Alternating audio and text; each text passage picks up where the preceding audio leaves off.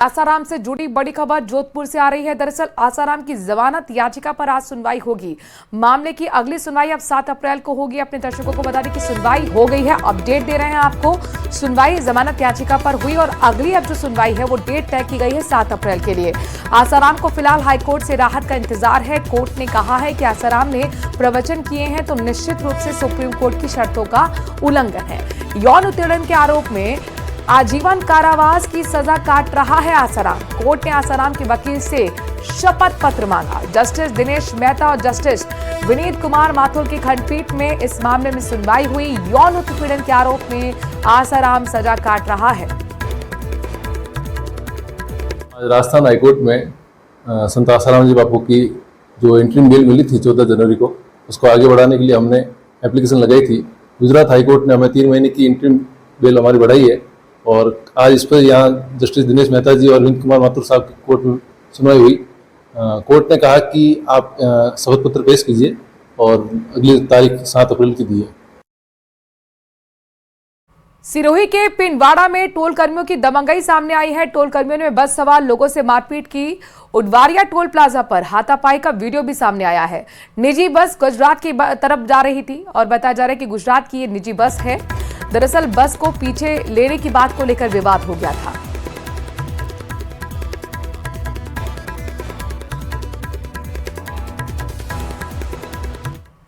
Rajasthan live में breaking news आपको बताते हैं। धौलपुर से बड़ी खबर है, जहां पर 10 बाल अपचारियों के फरार होने के मामले में बड़ा अपडेट सामने आया है। पुलिस ने 5 बाल अपचारियों को डिटेन कर लिया है। बाकी 5 बाल अपचारी की तलाश चल रही है।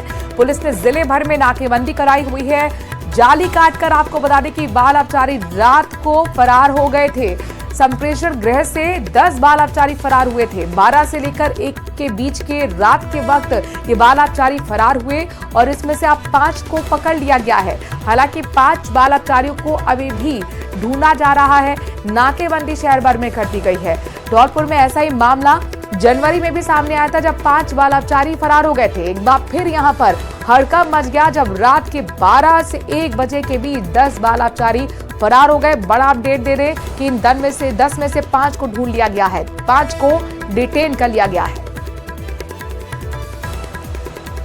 ये जाली काट कर, ये आपको लाल घेरे में हम दिखा रहे हैं, इस जाली को काट कर दरअसल बाल अपचारी फरार हुए थे। यानी कुल मिलाकर पहले से प्लानिंग थी और आधी रात को ये फरार हुए। हालांकि ऐसा ही मामला बिहार में 2-3 घंटे पहले ही सामने आया था और ये धौलपुर राजस्थान में भी ऐसी खबर सामने आई। हमारे संवाददाता इस खबर पर ज्यादा जानकारी के साथ जुड़ गए। हरवीर अपडेट दीजिए। 5 को तो पकड़ लिया गया, कैसे पहुंची पुलिस 5 तक? माना यह जाए कि पूछताछ में और भी इनके साथियों को अब जल्दी पकड़ लिया जाएगा। जी बिल्कुल, मैं बताना चाहूंगा कि ये जो घटना है रात 11 से 12-1 बजे की जो घटना है, जिससे जो 10 बाल अपचारी थे, करीब ये 1.5 दर्जन इसमें बाल अपचारी बंद थे, तो उनमें से जो करीब 10 थे वो जाली काट करके, ऊपर जो जाल पड़ा था उसको काट करके वो 10 फरार हो गए, जो सीसीटीवी कैमरे में कैद हुए हैं। जैसे ही पुलिस को सूचना मिली, पुलिस ने पूरे जिले में नाकाबंदी कराई। तो नाकाबंदी के दौरान जो 5 बाल अपचारी थे उनमें से उनको पकड़ लिया गया है, निरुद्ध कर लिया गया है। उसके बाद में जो 5 है उनको भी जल्द ही निरुद्ध किया जाएगा, पुलिस का कहना है। और जो पकड़े गए जो बाल अपचारी है उनसे पूछताछ की जा रही है। पहले भी ऐसी घटनाएं आ चुकी है। जनवरी माह में भी 5 बाल अपचारी थे, वो यहाँ से फरार हुए थे और पहले भी उससे पहले भी 2-3 घटनाएं आ चुकी है। करीब साल में 1 से 2 घटनाएं ऐसी होती रहती है। जालियां काट करके जो फरार हो जाते हैं। फिलहाल पुलिस का कहना है कि जो फरार है उनको भी जल्द निरुद्ध किया जाएगा। जी शुक्रिया तमाम जानकारी हरवीर हम तक पहुंचाने के लिए। तो पुलिस का दावा यही है कि जल्द से जल्द उनके 5 साथी जो अभी भी फरार बताए जा रहे हैं उनको भी पकड़ लिया जाएगा। फिलहाल के लिए 5 को एक बार फिर से डिटेन कर लिया गया है जो फरार हुए थे। पूर्व सपोट्रा विधायक रमेश मीणा ने सपोट्रा से विधायक हंसराज मीणा पर मनमानी करने और भ्रष्टाचार के गंभीर आरोप लगाए हैं। सीएम से आरोपों की जांच कराने और दोषी के खिलाफ कड़ी कार्रवाई की मांग की गई है। पूर्व मंत्री रमेश मीणा ने कलेक्ट्रेट पहुंचकर मुख्यमंत्री के नाम कलेक्टर को सौंपा ज्ञापन और सीएम से आरोपों की जांच कराने और दोषी के खिलाफ कार्रवाई की मांग की है।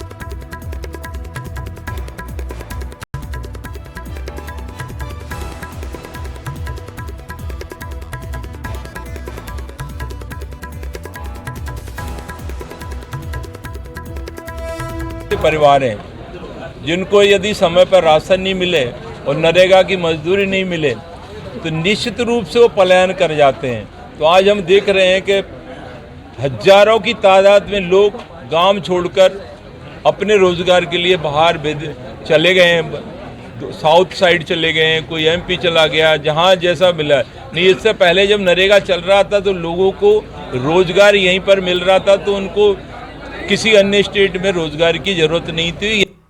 तो ताबड़तोड़ बड़ी खबरों का लगातार हम जिक्र कर रहे हैं। एक और बड़ी खबर आपको बताते हैं पाली से, जहां पर फूड सेफ्टी विभाग एक्शन मोड में नजर आया है। क्रीम रोल और टोस्ट की फैक्ट्री पर यह कार्रवाई की गई है, छापेमारी की गई। रेड के दौरान फैक्ट्री में भारी अनियमितता भी मिली है। क्रीम रोल सहित कई खाद्य सामग्री का सैंपल लिया गया है। फूड सेफ्टी विभाग ने फैक्ट्री मालिक को नोटिस इस बाबत दिया और ये तस्वीरें भी अंदर की आ गई हैं। ये फैक्ट्री है जहां पर रेड मारी गई है। बताया जा रहा है कई अनियमितता मिली है, सैंपल ले लिए गए हैं। क्रीम रोल है और भी खाद्य सामग्री है को अब आगे लैब में भेजा जाएगा ताकि जांच हो सके इन सैंपल्स की।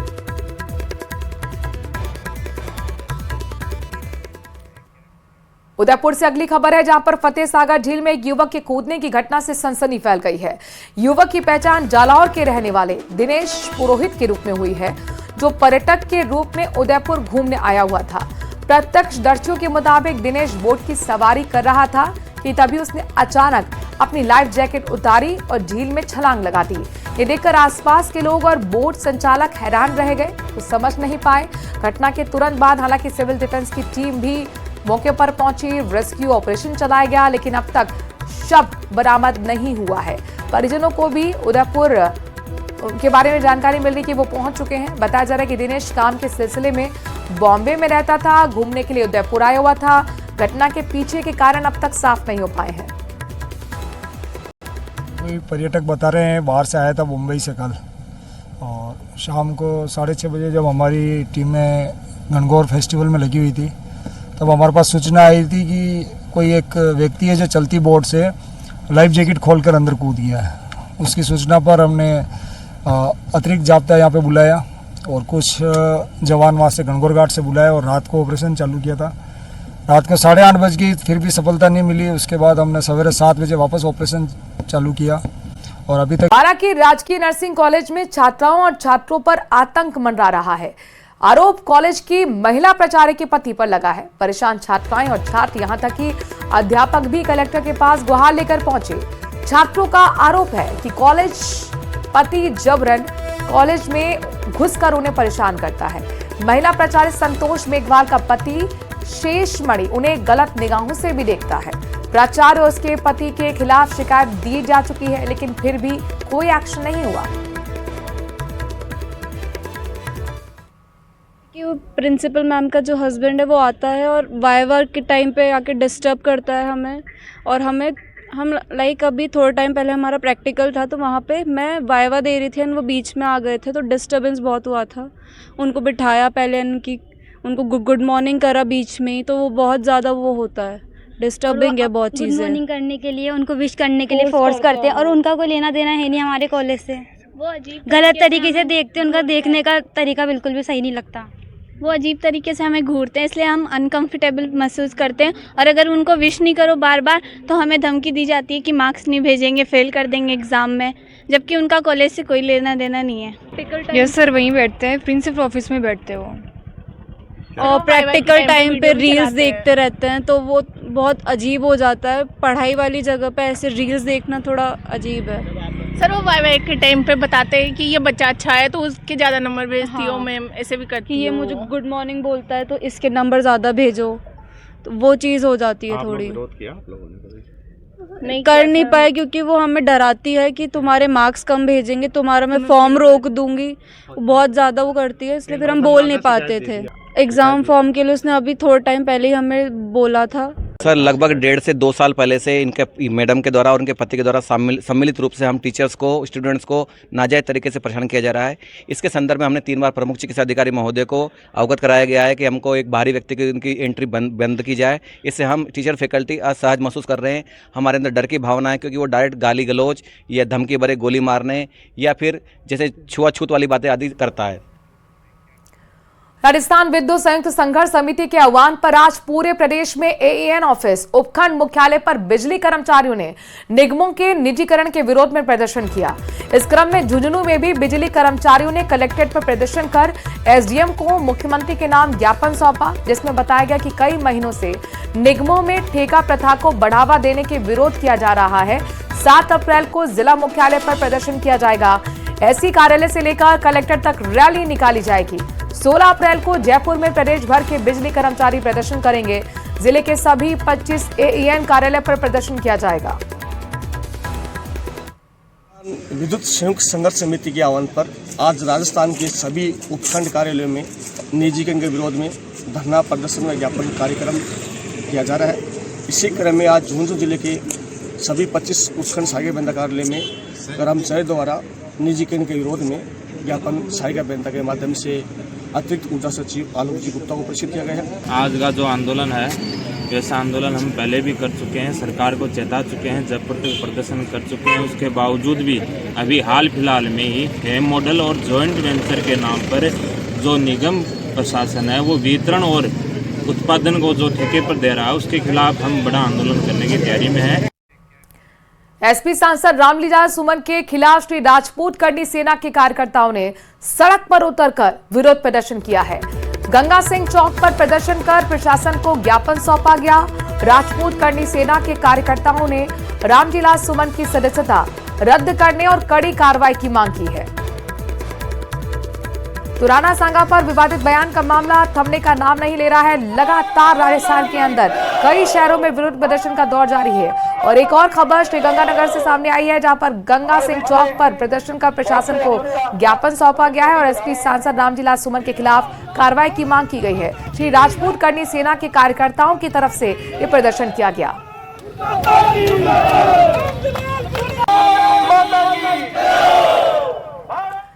भीलवाड़ा जिला कलेक्ट्रेट के बाहर इमरान रंगरेज नाम का एक व्यक्ति पोस्टर लेकर बक बिल का विरोध कर रहा है। पोस्टर पर लिखा है, बक बिल हमें मंजूर नहीं। ये वही इमरान है जिसके घर पर एनआईए टीम ने 2023 में रेड मारी थी, छापेमारी की थी, जिससे कई घंटे तक पूछताछ भी हुई थी। उस समय कई दस्तावेज और मोबाइल सिम भी मिले, जिन पर जांच की बात सामने आई। कलेक्ट्रेट के बाहर खड़े इमरान को पुलिस ने साइड में कर दिया।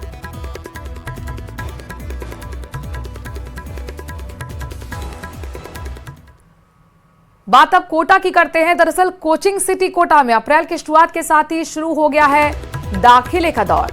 आईआईटी और मेडिकल की तैयारी के लिए देश भर से स्टूडेंट्स अपने अभिभावकों के साथ पहुंचना शुरू हो गए हैं। कोचिंग संस्थानों में स्टूडेंट्स का हुजूम उमड़ा हुआ है। कोटा में क्वालिटी और कंपटीशन के लिए देश के कोने कोने से विद्यार्थी अभिभावक के साथ रहे। अधिकांश संस्थानों में आईआईटी और जेईई और नीट के बैच अप्रैल से पहले और दूसरे सप्ताह में शुरू हो रहे हैं। इस बार कोटा एक अलग रंगत में भी नजर आ रहा है। कोचिंग करियर के साथ अब कोटा में करियरिंग को लेकर प्रयास किए जा रहे हैं। इंजीनियर और डॉक्टर बनने की चाहत रखने वालों के लिए सपनों का शहर कोटा, और जैसे ही कोचिंग संस्थानों में दाखिले का दौर शुरू हुआ है, उसके साथ ही कोचिंग सिटी कोटा में दिखने लगी है रंगत। देश के कोने कोने से स्टूडेंट्स कोटा में आईआईटी और मेडिकल की तैयारी के लिए, कोचिंग करने के लिए, कोचिंग का एडमिशन लेने के लिए पहुंचना शुरू हो गए हैं। ये तस्वीर अपने आप में बताने के लिए काफ़ी है, ये पेरेंट्स की भीड़ बताने के लिए अपने आप में काफ़ी है कि किस तरह से कोटा जो है देश भर में आईआईटी और मेडिकल की बेहतरीन कोचिंग के लिए जाना जाता है।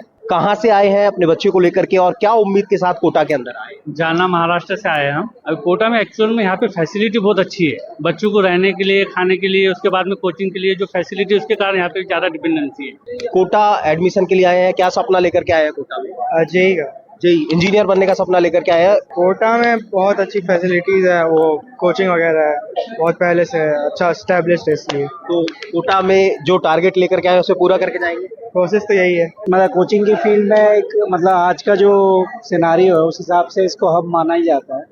और वैसे तो कोचिंग ऑल ओवर इंडिया है, अच्छे कोचिंग है, एलन के भी कई जगह ब्रांचेज हैं, बट क्योंकि यहाँ पे फैकल्टीज जो है जो एक्सपीरियंस्ड है, वेल एक्सपीरियंस्ड है, तो उस हिसाब से हम आए हैं। मानते हैं कि अलग है? हाँ, देखिए, हम जेई मेंस का प्रिपरेशन करने आए हैं, मैं और मेरी फ्रेंड, और हम छोटे टाउन से आए, झारखंड से आए हैं, और बहुत होप्स लेके आए हैं और प्रिपेयर करना है। ये मोटिवेशन भी हम लोग का भी स्टार्टिंग मोटिवेशन। कोटा में कोने कोने से, देश भर से स्टूडेंट्स आईआईटी और मेडिकल की तैयारी के दाखिले के लिए यहाँ पहुंच रहे हैं। हिमांशु मित्तल, न्यूज़ 18 कोटा। और राजस्थान लाइव में आपको लिए चलते हैं मेवाड़। आज फिर महाराणा प्रताप के वंशजों की ऐतिहासिक परंपरा का गवाह बन रहा है। मेवाड़ के पूर्व राज परिवार के सदस्य डॉक्टर लक्षराज सिंह मेवाड़ का गद्दी उत्सव कार्यक्रम जारी है। लक्षराज सिंह मेवाड़ ने धूनी दर्शन किए। ये उत्सव पूरे शाही अंदाज में मनाया जा रहा है, जिसमें बड़ी संख्या में कई रियासतों के पूर्व राज परिवार के सदस्य भी शामिल हो रहे हैं। इस उत्सव में शामिल होने वाले पुरुषों के लिए सफेद कुर्ता पजामा और महिलाओं के लिए सफेद सूट या फिर पारंपरिक सफेद पोशाक निर्धारित की गई है।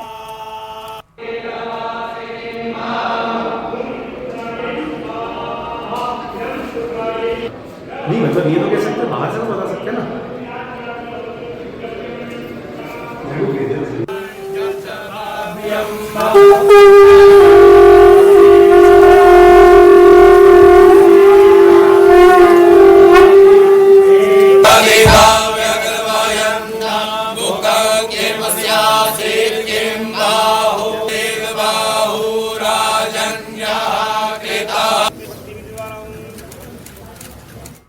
बड़े सौभाग्य की बात है कि गुरुदेव ने यहाँ पधार कर परंपरा का जो है वो निर्वाह किया। मैं जो है उनके चरणों के अंदर पुनः जो है वो वंदन करता हूँ। मुझे योग्य समझा, मुझे ये आशीष और आशीर्वाद दिया। मैं उम्मीद करता हूँ कि जो आपके मन में, दिल में जो मेरे प्रति जो सोच है, उसके ऊपर मैं एकलिंगनाथ की कृपा से, द्वारकाधीश की कृपा से, मेरे गुरु की कृपा से उसके ऊपर मैं खरा उतरूँ।